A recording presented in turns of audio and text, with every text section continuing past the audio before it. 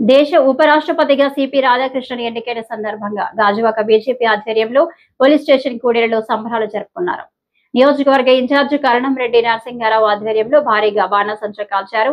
ప్రజలకు మిఠాయిలు పంచిపెట్టారు. ఈ సందర్భంగా ఆయన మాట్లాడుతూ రాధాకృష్ణన్ కి ఉన్న అపారమైన జ్ఞానం, సుసంపన్నమైన అనుభవం మన ప్రజాస్వామ్య విలువలను మరింత ఉన్నతంగా నిలబెడతాయని అన్నారు.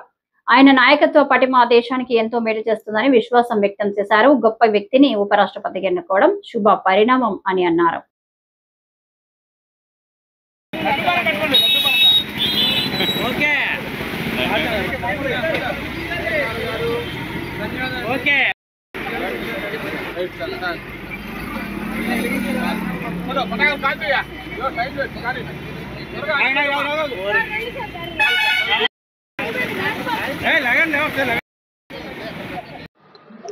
ఈ రోజు మా రాష్ట్ర అధ్యక్షులు శ్రీ పిఎన్ మాధవ్ గారి సూచన మేరకు గాజువాక అసెంబ్లీ నియోజకవర్గంలో టపాసులు కాల్చి మిఠాయిలు పంచుకోవడం జరిగింది.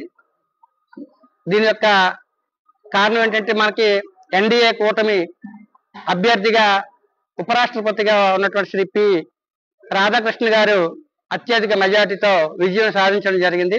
ఈ సందర్భంగా మా పార్టీ పెద్దల పిలుపు మేరకు టపాసులు కాల్చి మిఠాయిలు పంపిణీ చేసి సంబరాలు చేసుకోవడం జరిగింది. కాంగ్రెస్ వాళ్ళు ఎన్ని కుట్రలు కుతంత్రాలు పన్నినా సరే వారికి వాళ్ళ యొక్క ఇండి కూటమికి ఓటమే మరొకసారి ఎదురయ్యింది.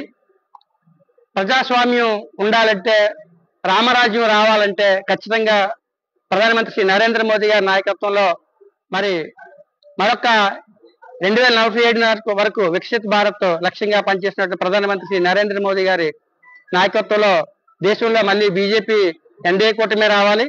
మరి కూటమి అభ్యర్థి బలపరిచినటువంటి పెద్దల గవర్నీయులు శ్రీ పి రాధాకృష్ణ గారు మనకి ఉపరాష్ట్రపతిగా ఎన్నికైనందుకు ఆయనకి మా గాజువాక అసెంబ్లీ తరపు నుంచి, నాయకులు కార్యకర్తల తరపు నుంచి, అందరి తరపు నుంచి కూడా ప్రత్యేకమైన శుభాకాంక్షలు తెలియజేస్తాం.